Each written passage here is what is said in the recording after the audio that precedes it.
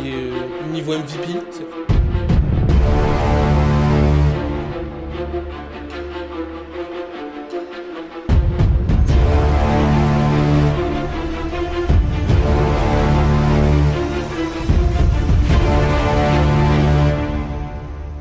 Hello, salut, comment ça va? Ça va et toi, Romain? Salut à tous, ça va? Ça va nickel, hein? Très content. Enfin, on est dans les playoffs, donc c'est trop cool. Enfin, le moment de C'est vérité là. le vif du sujet. En fait, en soi, ça va être court, mais ça va être intense.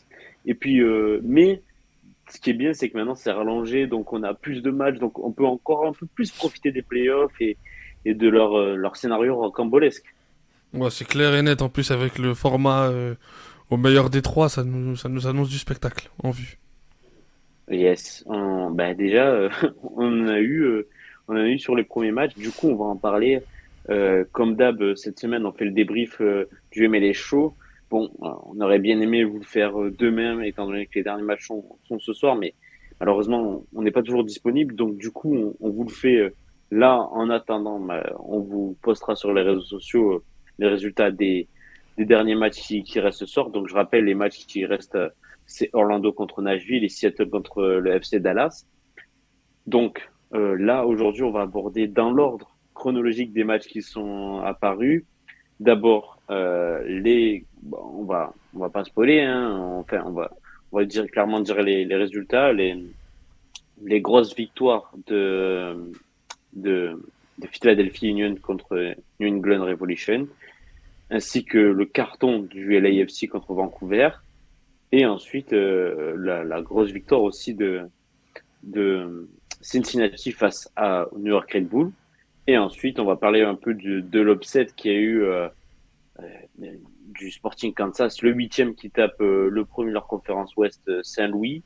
Et aussi, on aura un petit mot pour Houston face à Real Salt Lake qu'on a pu voir hier et qui était un match, mine de rien, très sympathique. T'es bon? T'es prêt, Thomas? Ouais, je suis prêt à un très beau programme en perspective. Super, ben vas-y, tu peux commencer à envoyer les overlays et toutes les infos qu'on a besoin. Donc du coup, comme on disait, le premier match qu'on a décidé de parler, c'est le Philadelphia New England qui s'est déroulé la semaine samedi dernier, si je dis pas de bêtises, dans la Ouais, nuit de c'est samedi ça. à dimanche, C'est ça exactement. exactement. Et du coup, avec une très très belle performance de Philadelphie. euh, sur le papier, c'était deux équipes au classement serré, le quatrième contre le cinquième. Mais au final, Philadelphie a montré qu'ils méritaient l'avantage du terrain, et puis surtout leur expérience de finaliste en titre, hein, avec trois buts très rapidement en première mi-temps. Ouais, Philadelphie a montré pourquoi ils étaient finalistes l'an passé, tout simplement. Grosse victoire avec beaucoup de personnalité. Ils ont su tirer à profit leur avantage du terrain. Hein. On sait que jouer là-bas, jouer au Subaru Park, c'est toujours très compliqué. Philadelphie nous l'a montré dans la nuit de samedi à dimanche, avec une grosse victoire qui aurait pu être encore plus large. Hein. En tout cas, Philadelphie se lance parfaitement dans ce run de playoff. Et puis je pense qu'ils monteront en puissance au fur et à mesure des rencontres. C'est pourquoi cette performance, elle t'a impressionné, Thomas? Est-ce que parce que en première mi-temps, ils en ont mis trois, mais qu'ils auraient pu en mettre beaucoup plus? Est-ce que c'est par la maîtrise, malgré le but encaissé en deuxième période? Qu'est-ce qui t'a le plus impressionné, toi? Ouais, moi, ce qui m'a impressionné, c'est l'attitude en fait des joueurs. Une volonté de presser haut, d'aller récupérer la balle haute pour essayer de tout de suite se porter vers l'attaque. J'ai bien aimé aussi l'apport aussi offensif des latéraux, des milieux de terrain. On a vraiment eu une équipe à fond portée sur l'offensive et c'est pour ça que ils en mettent 3 mais ils auraient pu en mettre bien plus. Hein. Mais il faut quand même dire que ils ont quand même eu la petite réussite un peu quand même, on va pas se mentir parce que ils auraient pu, malgré leur belle entame de match, ils auraient pu se faire peur sur la très grosse double ou triple occasion de New England où la frappe En début de tape la match? barre. ouais, au début de match. Et ça aurait peut-être pu nous donner une physionomie, un match différent. Mais ils ont su passer au-dessus et se décrisper. Je sais pas si ça se dit, hein, mais je les ai sentis Mm. quand même un peu crispés au début de la rencontre. Je sais pas, peut-être l'enjeu, le fait de rentrer dans ces playoffs. Il a fallu le penalty de Gazdag pour vraiment libérer Philadelphie et ensuite promenade de santé. Vraiment grosse maîtrise. New England n'a rien pu faire malgré le joli but de Gustavo Bou, hein, qui met un très très joli but. Mais au final, Philadelphie s'est montré largement supérieur. Et les positions au classement ont été respectées. Et au final, je pense que Philadelphie ne sera pas inquiété et passera assez facilement quand même ce tour. C'est vrai qu'on peut voir que Philadelphie s'est surtout appuyé sur la même colonne vertébrale en soi que l'an dernier, hein. C'est les mêmes buteurs, c'est la même paire d'attaquants, Ouré, Carranza, c'est le même milieu de terrain derrière avec Gazdag, surtout le petit Jack McGlynn qui s'est bien révélé cette saison. Il est bien accompagné, hein, autour. Je veux dire, il est accompagné de joueurs d'expérience, tu vois, avec Martinez et Martinez, Bedoya qui très très va gros match. Et lui, je pense que c'est un peu lui qui donne très grosse sentinelle, hein. ce visage un peu conquérant. José Martinez. Ouais, Ouais, conquérant de Philadelphie. Il aime beaucoup le combat, il s'est embrouillé beaucoup de fois. Et il a été limite aussi avec l'arbitre, hein. Il aurait pu peut-être aussi se faire exclure, mais en tout cas, c'est vraiment lui qui donne cet esprit combatif à Philadelphie, donc c'est positif. le gros problème que maintenant va y avoir, c'est la perte sur blessure de Jack McGlynn, qui apparemment, les playoffs sont finis pour lui, ou alors pour quelques semaines, alors, il a dit, leur entraîneur. Donc pourquoi pas le revoir en finale s'ils vont en finale, mais sinon, ça serait fin de playoff pour lui. Ça peut être un coup dur, mine de rien, pour le petit jeune qui s'est révélé. Sinon, moi, ce qui m'a interpellé et limite, waouh, j'étais pas spécialement surpris, mais comment dire, ça, je me suis dit, ok, leurs principes de jeu sont vraiment appliqués à la lettre. C'est sur le deuxième but, notamment celui de Mikel Ouré, où c'est Wagner qui fait la passe décisive. C'est une action d'école, une action travaillée à l'entraînement. C'est des décalages, c'est un centre fort au second poteau, enfin parfait à rater pour que le gardien puisse pas la prendre, etc. C'est magnifiquement bien joué et c'est des actions d'école appliquées. Et c'est là où tu vois la philosophie de Philadelphie qui a été parfaitement maîtrisée. Et là, sur le coup, New England a rien pu faire. Ouais, totalement. L'action, c'est vraiment un cas d'école, comme tu as dit. Double 1-2 entre Wagner et je sais plus qui c'est Martinez ou je sais plus. Mais en tout cas, c'est un long double 1-2 qui se finit sur un centre au deuxième poteau et Heureux qui marque avec un peu de réussite quand même malgré tout. Ouais, Mais d'ailleurs, c'est oui, tu ouais. disais? Attends, c'est le deuxième ou c'est le troisième but? Non, c'est le Non, c'est le deuxième, hein. deuxième, c'est le deuxième. Et Ouais, le parce que je vois troisième, que c'est sur un coup franc Wagner de est, Gazdag. Wagner est crédité d'une passe décisive sur le troisième, c'est pour ça. Ah, c'est lui qui fait Que je qui tape le confonds. coup franc alors? Oui, c'est vrai que c'est lui qui doit le coup franc. Alors que le deuxième, il est pas crédité d'une passe décisive, alors que Oui, parce il qu'il est y a clairement l'action, le décisif. gardien qui la remet, etc. dans les pieds Oui, de. c'est ça, ouais. Ouais, c'est ça, oui, c'est un peu chanceux, mais c'est le défenseur qui la remet sur le gardien, etc. Mais c'est dans la construction, c'est oui, vraiment un U2 d'école.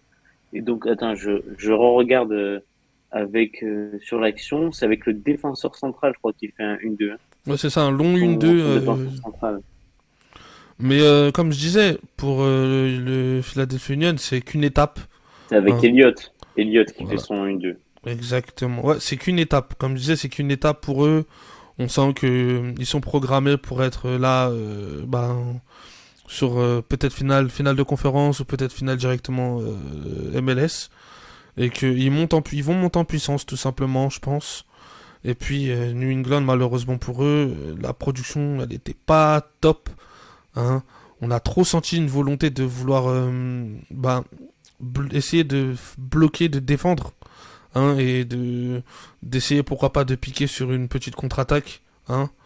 Mais face à la Furia de Philadelphie, ça n'a pas ça n'a pas suffi.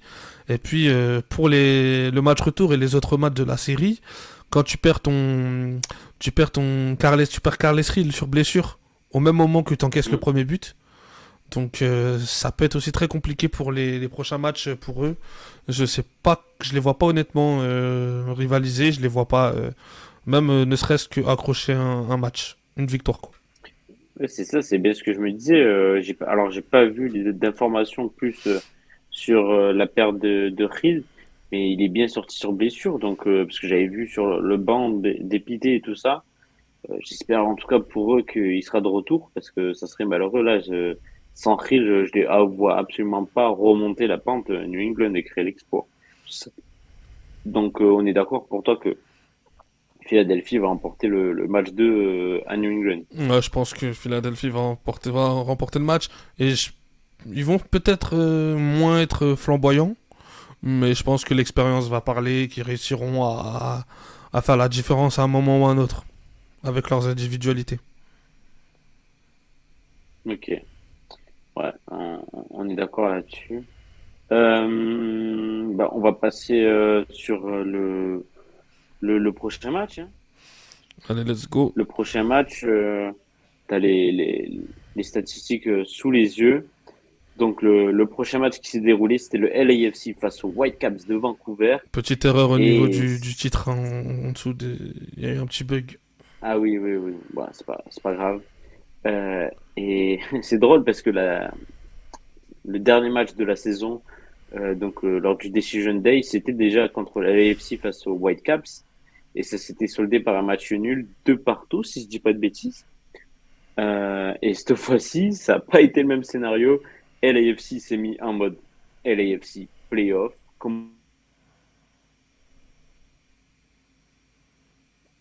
Ah, je crois que t'as eu un petit bug, Romain. Je crois que t'as bugué. Attends.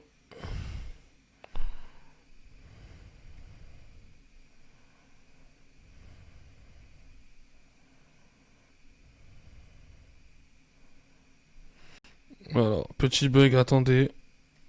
Hop. On arrive. Il y a eu un petit souci. Il revient, ne vous inquiétez pas. Il y a eu un petit bug.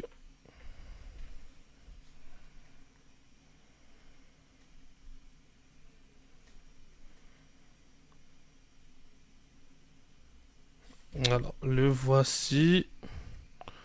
Re, Voilà, ouais, re, c'est bon. re, Il y re. a eu un petit Ah, bug, hein, yes. excusez-nous. C'est les aléas du direct. T'es là, Romain? Ouais, je suis désolé. J'ai été déconnecté. Je pensais que c'était bugué. Ouais, ouais, je suis là. On me Ok. voit sur le live. Ouais, c'est bon, on te voit normalement, ouais, c'est bon.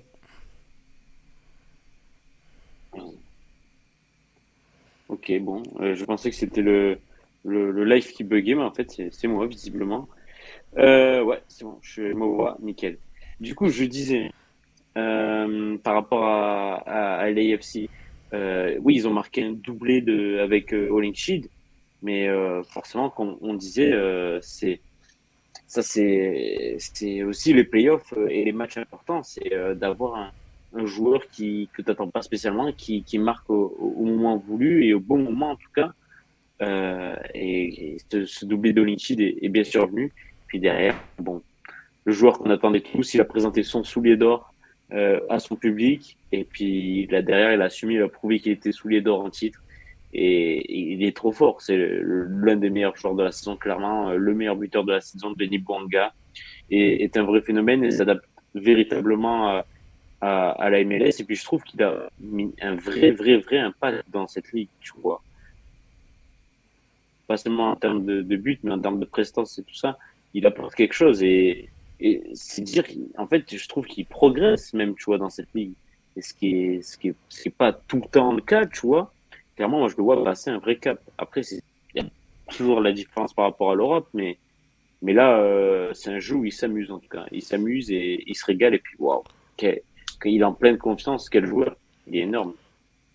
Ouais, on voyait déjà ces qualités-là en Europe, hein, à Saint-Etienne, etc. On voyait que c'était déjà un joueur qui aimait avoir des espaces, qui aimait prendre les espaces avec beaucoup de courses, de la percussion. Bah là, en MLS, avec des lignes beaucoup moins resserrées qu'en Europe, avec un jeu beaucoup plus tourné vers l'attaque, forcément, lui, il se régale et puis il est dans une des meilleures équipes, si ce n'est la meilleure équipe du championnat. Donc forcément, Bouanga brille et le LAFC brille avec lui.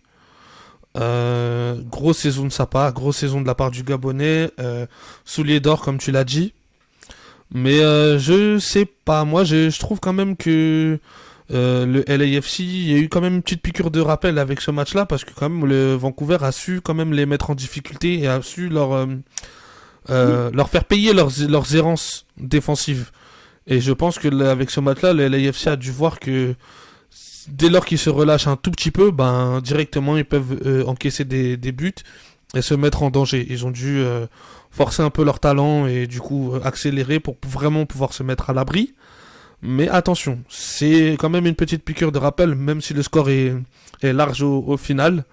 Ça reste quand même quelque chose avec lequel il faudra faire attention pour le LAFC s'ils veulent poursuivre leur course.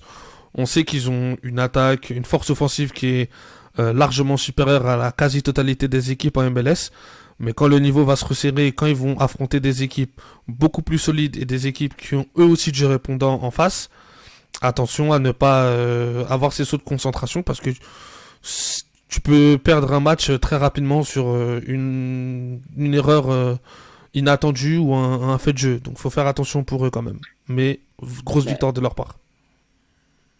là, c'est clair, comme tu le dis, ils sont fait avoir. Regarde le but direct, juste après qu'ils aient marqué, ils encaissent un but de White, un des deux buteurs de Vancouver. Bon, heureusement, ils réagissent direct après grâce à Bouanga, mais mine de rien, sont fait un peu fait peur hein, avec cette égalisation. Après, ils ont su faire le travail, ils ont su faire le boulot, notamment en deuxième mi-temps, tuer la bête en tout cas. Et ce qui est bien pour eux, c'est qu'ils ont pu aggraver le score et donc faire la différence dans le match quand il fallait et au bon moment. Et donc voilà, se donner une tâche facile à la fin du match, être plus tranquille. D'ailleurs, un beau but de Murillo qui était très drôle. Il était tout content et tout gêné. Ça se voit, il marque pas souvent. Mais non, c'était une belle victoire, un beau match. Après, attention, maintenant, le déplacement à Vancouver, on ne sait jamais ce qui peut arriver. Ça leur a mis sûrement un coup sur la tête, cette défaite pour Vancouver. Mais ils peuvent très bien réagir et ils peuvent très bien revenir à trois partout, un partout pour Vancouver. Non, tu penses pas? Tu penses que Vancouver, Ouais, ils vont non. avoir une réaction ou pas? Je pense que Non? il reste trop limité malheureusement Vancouver pour inquiéter le LAFC. Je les vois quand même s'imposer, gagner le prochain match et avancer directement en demi-finale. Ok, ok, t'es cash.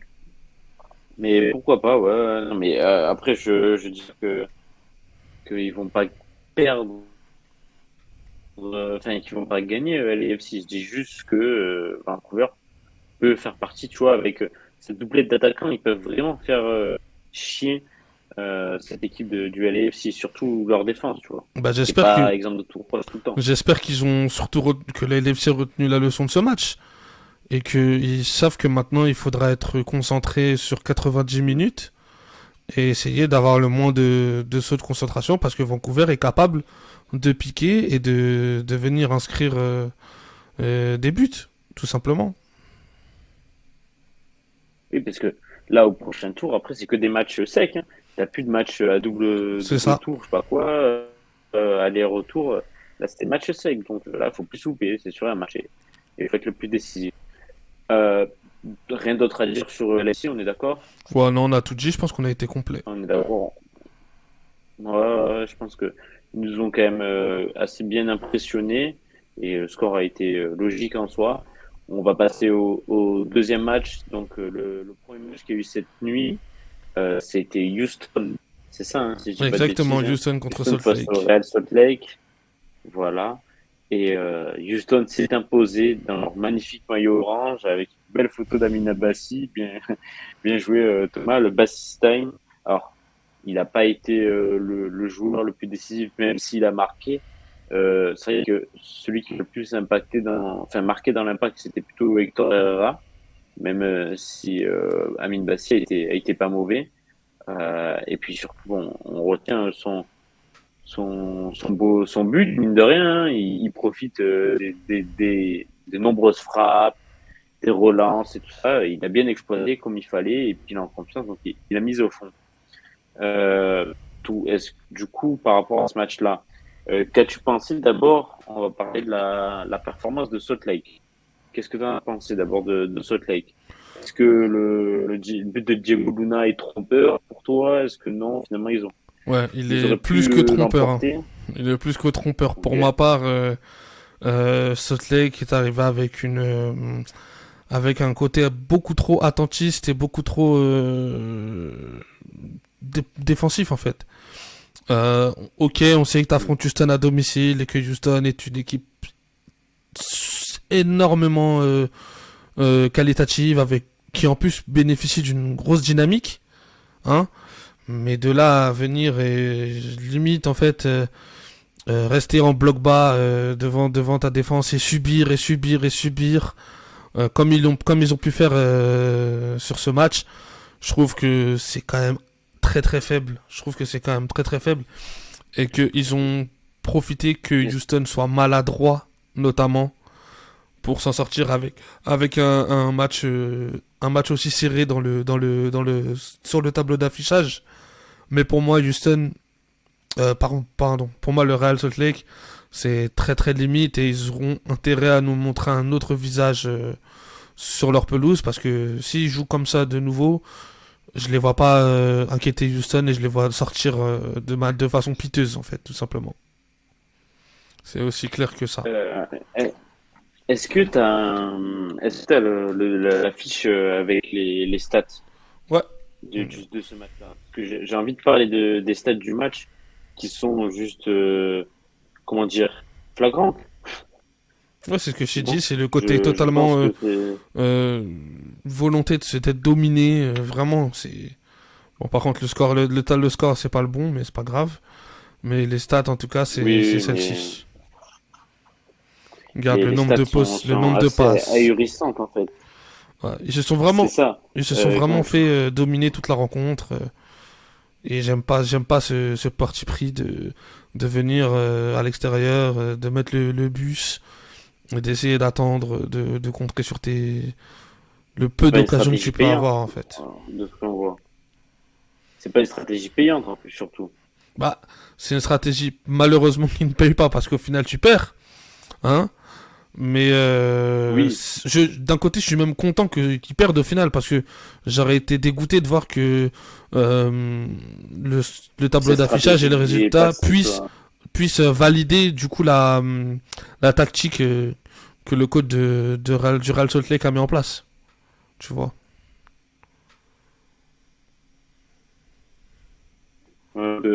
23 frappes à 7 qui me choquent et le 70% de possession. C'est ahurissant. Je pensais pas qu'il y aurait autant de domination, en tout cas de la part de Houston. Franchement, ça a été assez fort de leur part. Et du coup, même en nombre d'XG, en nombre de passes, ils ont réellement dominé. De toute façon, les seules actions qu'on a vues de Salt Lake qui a été en contre, et c'est comme ça que le 8 en plus, un peu un but anodin hein, sur un corner et tout ça, mais non, Houston a été très. Ah, je crois qu'on t'a encore Ils perdu. auraient même pu Ouais, on t'entend mal. en Attends, mettre plus. on t'entend. Est-ce que on t'a mal? On t'entend mal, Romain, Ouais, je crois. ouais, c'est bon. Attends, ouais, je crois que c'est bon là. Ouais, ah ouais, Vas-y, ouais, c'est bon. je regarde. Non, ça va. Ça va, sur le live, on m'entend. Ben, c'est peut-être mon image qui bug, mais mon son est bon. Donc, c'est pas grave, on Vas-y, va c'est pas, rester vas-y, comme ouais. ça. Du coup, j'en étais où? Ouais, non, Houston, bravo à eux. Et je pensais pas avoir autant de différence de niveau entre ces deux équipes à ce stade-là. À voir comment on va jouer Salt Lake. Je sais pas à quoi m'attendre du coup, match retour. Comment on va jouer Salt Lake. J'ai du mal du coup à les voir aussi fébriles et tout ça. Forcément, ils vont voir bien les espaces ou qui va jouer en contre en fait. Est-ce que Houston va vouloir jouer le contre? Est-ce qu'ils vont jouer leur jeu et comme au match aller, Bah, ils risquaient de se faire en tout cas, moi, j'ai pris du compter. plaisir à voir Houston jouer. Et je pense que c'est l'équipe que j'ai préférée sur les rencontres que j'ai vues depuis le début là, des playoffs. Je pense que en termes de qualité de jeu et de qualité technique, je pense que c'est l'équipe qui m'a le plus plu. J'ai beaucoup aimé les relations au milieu de terrain avec Herrera, Bassi, Carrasquilla qui revenait énormément dans l'axe pour combiner avec les deux joueurs. J'aimais bien aussi comment le côté gauche, du coup, a sans cesse provoqué, a tenté de déborder son adversaire. Le latéral droit, pareil, du coup, parce que Carrasquilla rentrait dans l'axe, donc du coup, ça laissait l'espace à, je sais plus, j'ai oublié le nom du latéral droit, malheureusement, mais qui a du coup posé énormément de soucis. Malheureusement, il a manqué la finition. On n'a pas trop vu Le Berg. latéral droit, c'est Dorsey.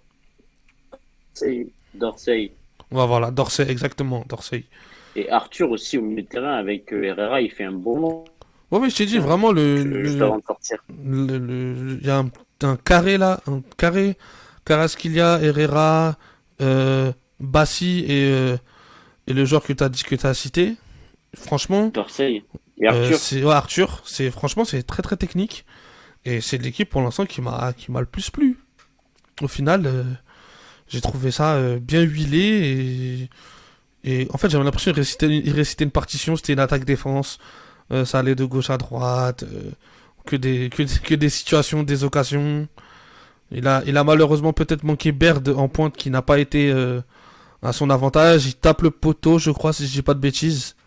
Hein. Mhm. Donc Houston s'est fait peur au final. S'est fait peur au final, mais c'est un résultat en trompe-l'œil tant Houston a dominé les débats sur la rencontre. Mhm. On est d'accord là-dessus. Et du coup, tu t'attends à quoi pour le prochain match? Ouais, moi je m'attends à une victoire de Houston. Un peu dans le même style au niveau du résultat. Hein. Je vois quand même Kansas, Real Salt Lake défendre chèrement sa peau. Parce qu'une défaite et tu rentreras à la maison. Mais pareil, j'ai vu collectivement une différence de niveau énorme entre les deux équipes. Donc pour moi, je vois Houston quand même l'emporter quand même sur le deuxième match et pareil se qualifier pour les demi-finales de conférence. Et au plus je vois Houston jouer, au plus je me dis que cette équipe elle peut Ok, faire très très mal sur le long des playoffs et qu'elle peut accrocher quelque chose. ouais, bah, pourquoi pas? Ils ont déjà été champions en plus, hein, Houston. Et en plus Il me avec semble, si je l'US dis pas de Open Cup bêtises. Donc derrière en toi, t'as plus, fait donc la ça veut dire qu'ils prévue savent gagner des finales, ils savent gagner ce genre de match à élimination directe ou à enjeu. aussi. Donc je commence à peut-être à mettre une petite pièce Ils sur ont eux. créé la surprise en tapant l'Inter de Messi. Ils ont créé la surprise. Il ne reste plus que deux matchs à parler. Le prochain, c'est celui de Cincinnati face aux New York Red Bulls. Dans les previews que tu avais faites, Thomas, avant le match, tu avais parlé du courage de New York, leur saison qui est un peu un miracle de s'être passé pardon, en playoff. C'est grâce à leur abnégation, hein, clairement, et leur envie de passer en playoff et puis de continuer cette série de 14 saisons consécutives en playoff. Voilà, c'est un habitué. Malheureusement, comme tu l'avais écrit dans ton papier, que à l'extérieur, ils ont énormément de mal en playoff ces derniers temps. Ça s'est montré aujourd'hui, cette nuit. Et puis Cincinnati a démontré que c'était pas le premier de la conférence Est pour rien. Une victoire 3-0, symbolique, forte. Euh, mais ce qui est fou, c'est que New York s'est fait avoir à son propre jeu et à l'inverse, Cincinnati a fait trois frappes cadrées, trois buts, contre-attaque, mais toujours bien placé, toujours efficace. Et la magie a opéré, hein, puis avec des joueurs fabuleux pour lancer des contres et surtout un bas réel impressionnant. Il m'a estomaqué sur son deuxième but, le dernier de la partie, qui était assez exceptionnel. Euh, D'abord, je veux que Thomas, tu reviennes sur la performance de Red Bull. Euh, comment tu les as, est-ce que tu les pensais autant dominateurs que ça finalement, parce que c'est une équipe de Cincinnati, est-ce que ils sont procurés pas mal d'occasions, bon, beaucoup sur coup de pied arrêté, est-ce que tu aurais imaginé ça toi avant le match et qu'est-ce que tu en retiens de leur performance? Bah, si on enlève le score final, je reste quand même. Je voulais quand même féliciter New York parce que ils ont quand même tenté de mettre les ingrédients au moins dans l'attitude et dans la personnalité. Hein. On sait que forcément ils ont des individualités moins fortes que celles de Cincinnati, mais ils ont essayé de compenser ça par de l'envie, par une volonté de leur faire mal, tout simplement. Hein. Ça a été sur des coups de pied arrêtés, mais dans la globalité de la rencontre, je pense que New York méritait pas un score aussi sévère à l'arrivée. Mais malheureusement, ils sont tombés sur la froideur. Ils sont tombés sur la froideur de Cincinnati, tout simplement. Ils sont tombés sur une équipe qui maîtrise trop bien son sujet et qui, toute la saison, a remporté des victoires dans ce style-là, dans cette façon de punir aux moindres erreurs que tu fais. Et puis voilà, malheureusement, Cincinnati, ils ont géré, ils ont su ben, donner une leçon de réalisme à New York pour leur montrer que voilà, malgré que vous donnez tout ce que vous pouvez donner, ben on reste quand même plus fort que vous et que on va vous le montrer quand vous avez l'opportunité, il faut la saisir et il faut pas nous laisser en vie, tout simplement. Ah, c'est Arthur qui va être content, hein, lui, le fan de Cincinnati. Et puis tu parles du réalisme, on peut voir les stats là, c'est juste ahurissant et bluffant. Alors ok, Cincinnati a un peu plus de possession, mais derrière les tirs sont en faveur de New York, les tirs cadrés aussi. Mais ce qui est ouf, c'est ces stats des XG. 3 tirs cadrés, 0,93 d'XG. Ça veut dire que les 3 tirs de rentrer à 100%, alors que, excuse-moi, mais le troisième but, faut le mettre, hein, celui de Varreal, c'est une folie. Il est exceptionnel. Son contrôle, déjà l'action de Acosta est magnifique, la passe et tout, mais le contrôle de, de Varreal pour s'envoyer et pour prendre au bon moment, au bon ajustement, dans le bon timing, sa reprise de volée, c'est magnifique. À voir dans toutes les écoles d'attaquants, tu vois, clairement. Et puis non, ouais, 0,93 XG en 3 frappes cadrées. Quand tu vois qu'en face, ils ont 16 tirs pour 0,5 d'XG, ça veut dire que la moitié des frappes n'étaient pas spécialement très dangereuses. Voilà, c'est bien de vouloir frapper, c'est bien de se créer des occasions, mais c'est bien de la mettre au fond, tu vois. Comme quoi, Cincinnati n'a pas besoin d'en avoir 15. C'est totalement la différence entre ces deux équipes et du classement, et on comprend pourquoi. On comprend pourquoi Cincinnati est premier et pourquoi Red Bull est huitième, c'est tout. Il y a pas grand-chose à dire dessus. Après, est-ce que pour toi, dans le match 2, New York va faire preuve de plus de réalisme à domicile, ou alors ils vont se faire éliminer Ben, facilement. je vois à peu près le même scénario de match. Je pense New York galvanisé par son public, qui va rentrer dans Cincinnati comme jamais et comme jamais. Hein. Avec de la volonté, de l'envie, etc. Mais malheureusement, vu qu'ils sont un peu limités, ça ne suffira pas. Cincinnati sera géré les temps faibles et eux sur leur temps fort, ils vont piquer et ils vont l'emporter. Je vois une victoire étriquée quand même. Hein. Allez, je miserais peut-être pour un petit 2. Tu vois, ouais, je miserais pour un petit 2-1 Ouais, ok. pour 2-1, ouais, ça Cincinnati peut être pas mal. à l'extérieur. Et toi, Avec comment un but tu... de John Tolkien, c'est ça, pour sauver l'honneur? Ouais, un but de Gentle King pour, euh, pour toutes les émotions qu'il nous a fait vivre cette saison. Je suis d'accord avec toi, il nous a fait vivre des émotions assez folles. Le buteur du penalty de la 93e qui les envoie en playoff. Moi, comment je vois le match? Ouais, ben, on le sait, ils ont beaucoup de cœur, New York. Ils vont tenter. Je les vois, ouais, marquer au moins un, voire peut-être deux buts. Mais le réalisme froid de Cincinnati va faire effet. Malheureusement, j'ai du mal à voir un troisième match sur cette série. Mais pourquoi pas?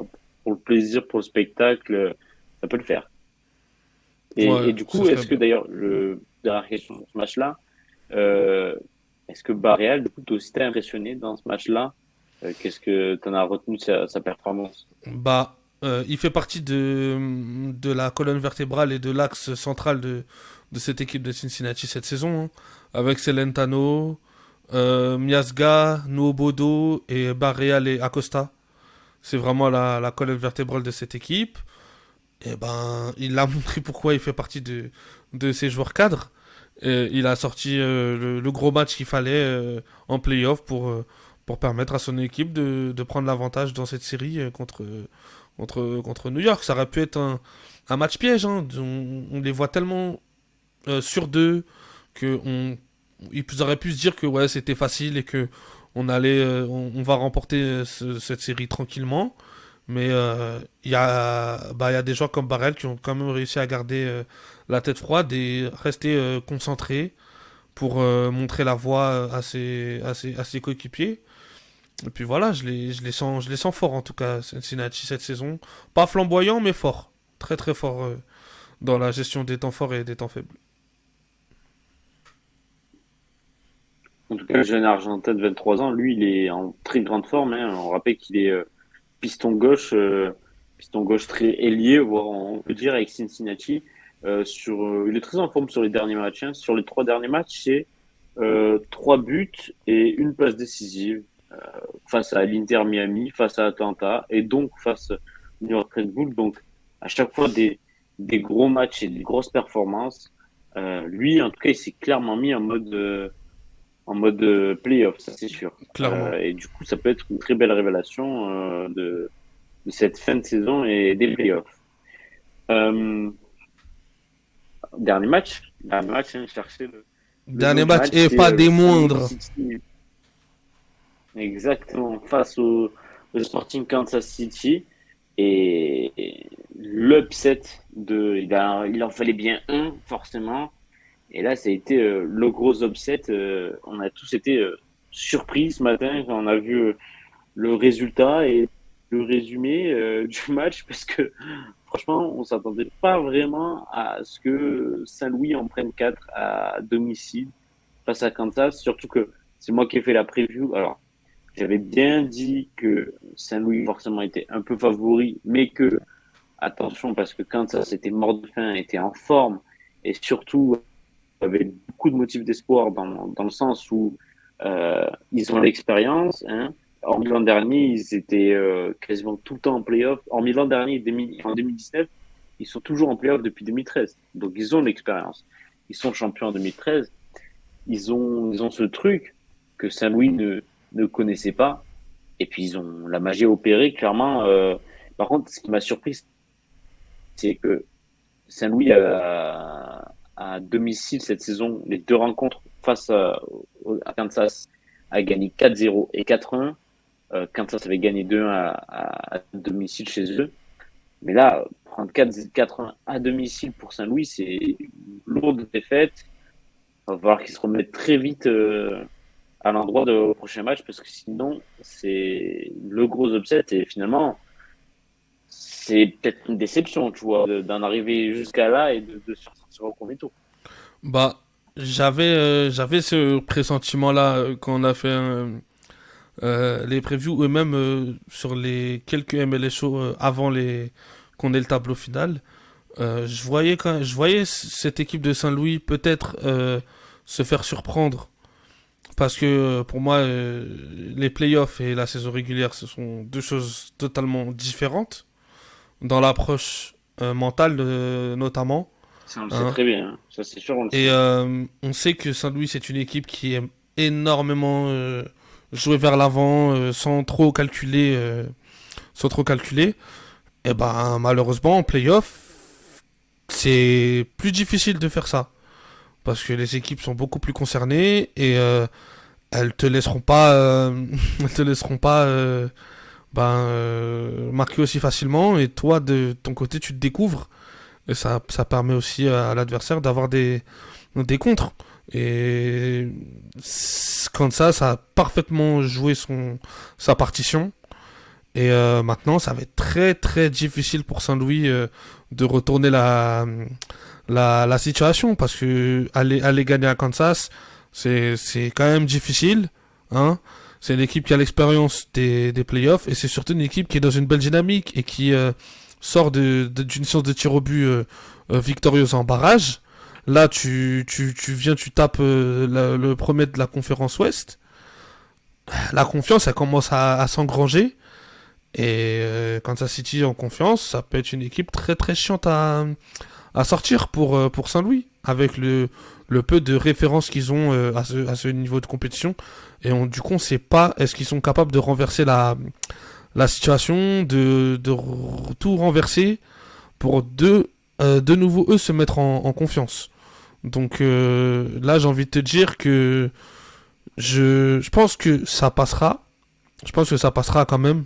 Hein, comme je l'avais dit lors des previews avec Arthur. Je pense que ça passera pour ce tour-là et qu'au prochain tour, ils sortent. Ouais. Ça ira en 3 je pense, mais du coup, quand même, sans lui sortira de. Ce qui est, ce qui, ce qui est pas fou, hein. Je te prends pas pour un fou quand tu me dis ça. Ça peut me paraître logique et c'est compréhensible en tout cas.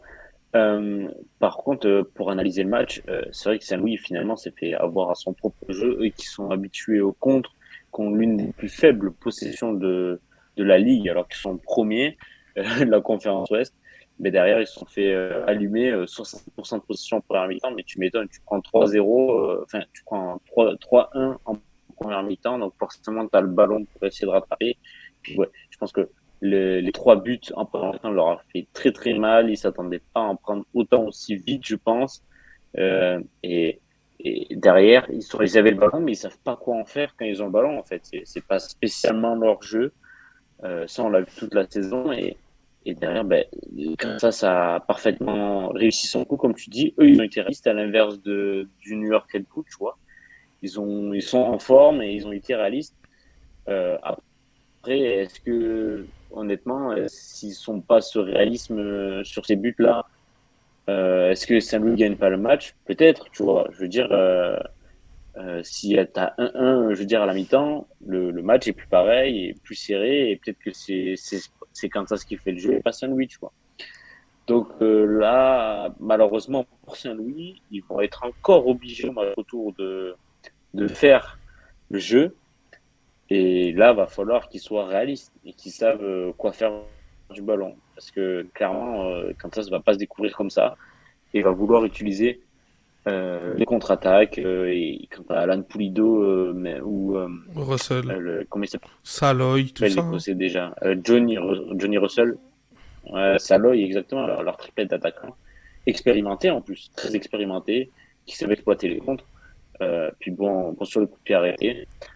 Ça va être très dur, mais on espère une très belle réaction de Saint-Louis. C'est Ouais. qu'ils ont su mettre des cartons, ils ont su en prendre, donc pourquoi pas. Ouais, j'aimerais bien un match 3 là dans leur City Park avec le public en feu, Une tu vois, ambiance de folie, ambiance hein. délétère, tu vois. Franchement, ce Ouais, serait une ambiance magnifique. électrique, c'est clair. Ce serait Je pense magnifique. que Saint-Louis, ils kifferaient vivre ça, et ils peuvent nous apporter ça, ça c'est Et sûr. puis même, je Et pense nous, même qu'ils seraient on veut ça capables de pour pas calculer, de continuer encore dans leur folie furieuse, genre sur un match coup près comme ouais, ça. ouais, c'est clair. C'est le total football un peu avec eux, ça c'est C'est sûr. clair. Il nous reste, pour conclure vite fait, il nous reste deux matchs cette nuit. Orlando Nashville Et excuse-moi, je l'ai plus. Dallas, Seattle. Un petit mot vite fait avant, même si on en a parlé la semaine dernière, un petit mot vite fait sur ces matchs-là. Tu vois qui ce soir? Orlando, Orlando, Nashville. Nashville, je vois ça joue à Orlando, on est d'accord. Je vois bien Nashville. Bien sûr. Je vois bien Nashville, Ok. hein. Avec tout ce qui se passe là sur ces matchs pour l'instant, je sais pas. J'ai envie de croire au réveil de Nashville et de leur star, hein. Ils sont Et de normalement s'inspirer prévus du pour Sporting. ces moments-là.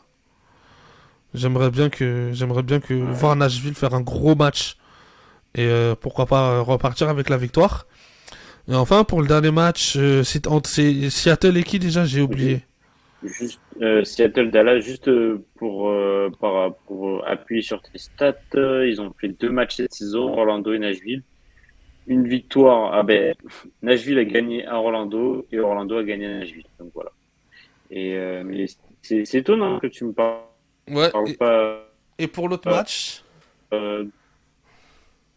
de, de du petit phénomène Facundo. Duncan Maguire. Facundo et Duncan, ouais. Non, peut-être le step un peu trop haut, Duncan peut-être Maguire, pour Maguire, je pense. t'attends quoi de lui?